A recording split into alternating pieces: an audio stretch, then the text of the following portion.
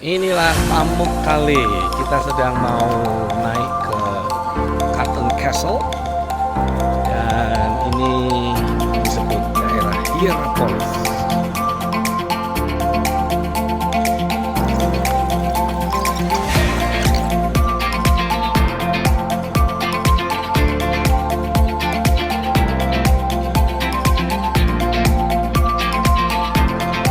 Apa kabar kekasih Tuhan? Jumpa lagi dengan saya, Pastor Stephen Agustinus. Dan kali ini saya ada di kota Pamukkale. Lebih tepatnya di daerah Hierapolis, atau yang lebih dikenal sebagai Cotton Castle. Karena daerah ini pernah mengalami gempa bumi yang menyebabkan retakan yang dari dasar bumi dan membuat air yang keluar, mata-mata air yang muncul menjadi mata air yang hangat. Dan itu membawa kalsium karbonat atau semacam itu yang membuat daerah ini diselimuti oleh lapisan yang berwarna keputihan. Ya, dan itu sebabnya disebut sebagai Cotton Castle atau puri kapas karena putihnya. Saat ini saya mau berbicara tentang jemaat Smyrna karena ketika kami pergi ke kota Smyrna, satu-satunya situs atau peninggalan Kristen yang diakui sebagai gereja di Smyrna atau disebutnya dengan istilah gereja Polikarpus, ternyata dalam keadaan ditutup karena sedang renovasi akibat terjadinya gempa. Tapi terlepas dari itu semua, saya mau berbicara kepada saudara tentang gereja Smyrna. Kata Smyrna itu sendiri berasal dari kata mir atau mur bahasa Arabnya. Dan kata mir atau mur itu adalah sebuah resin, berupa sebuah resin atau getah yang berasal dari pohon komifora yang biasanya dipakai wangi-wangian untuk membalsam mayat. Jadi kata Smyrna selalu diasosiasikan sebagai kematian ataupun hal-hal yang berbau penderitaan, kematian. Itu sebabnya gereja Smyrna juga dikenal sebagai gereja yang menderita, gereja yang mengalami aniaya. Nah, salah satu kisah yang paling menarik, kisah heroik tentang kondisi keadaan jemaat Smyrna, diceritakan tentang satu uskup yang ada di kota Smyrna, yaitu Polikarpus.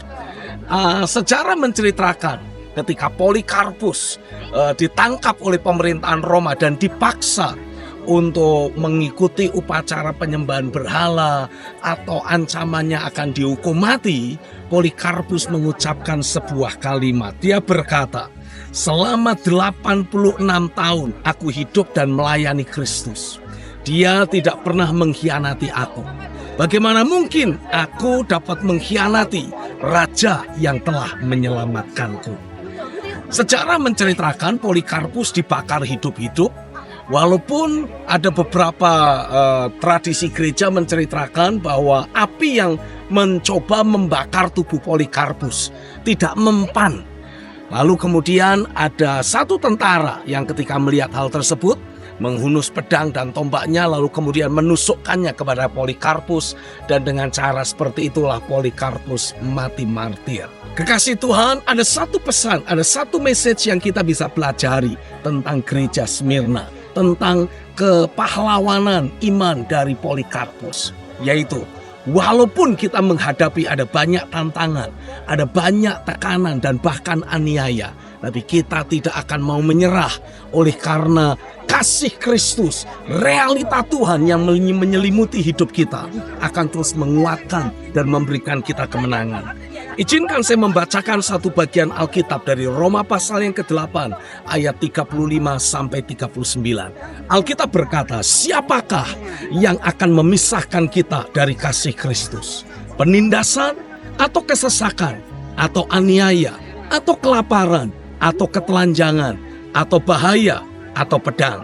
Seperti ada tertulis, oleh karena engkau kami ada dalam bahaya maut sepanjang hari. Kami telah dianggap sebagai domba-domba sembelihan. Tetapi dalam semuanya itu, kita lebih daripada orang-orang yang menang oleh Dia yang telah mengasihi kita. Sebab aku yakin bahwa baik maut maupun hidup, baik malaikat-malaikat maupun pemerintah-pemerintah, baik yang ada sekarang maupun yang akan datang, atau kuasa-kuasa, baik yang ada di atas maupun yang di bawah, ataupun sesuatu makhluk lain, tidak akan dapat memisahkan kita dari kasih Allah yang ada dalam Kristus Yesus, Tuhan kita. Haleluya. Dari Hierapolis, Cotton Castle, saya membawa sebuah doa untuk semua saudara. Kalaupun engkau sedang ada dalam tekanan, aniaya, pergumulan, himpitan, jangan pernah biarkan itu semua membuat imanmu menjadi kendor. Teruslah membangun keterhubungan dengan Tuhan. Pastikan selalu ada pekerjaan firman dan roh dalam hidupmu. Dan engkau pun akan selalu alami ada kobaran kasih mula-mula. Ada realita hadirat Tuhan.